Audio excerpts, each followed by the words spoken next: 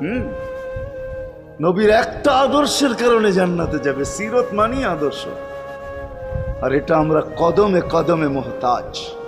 কেননা এই ছোট জীবনটা যদি গ্রহণযোগ্যতা পর্যন্ত পৌঁছাইতে হয় আল্লাহর কাছে, চাই নারী হই, চাই যুবক হই, চাই বৃদ্ধ হই, যেই মানুষই হই না কেন, যেখানেরই হই না কেন, যেই বাসারই হই না কেন, যেই বর্ণেরই হই না কেন, যেই পেশারই হই না কেন, যেই সোসাইটিরই হই না কেন, এই জীবনটাকে যদি গ্রহণযোগ্যতা পর্যন্ত পৌঁছাইতে হয় কার কাছে? দুনিয়াওয়ালাদের কাছে না, মালিকের কাছে, যিনি এক ফোঁটা পানির থেকে অস্তিত্ব দিছেন, যার কাছে আবার আমাদেরকে ফিরা যেতে হবে।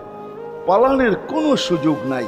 এই জন্যই কোরআন আমাদেরকে বোঝায় আইনাল মাফার।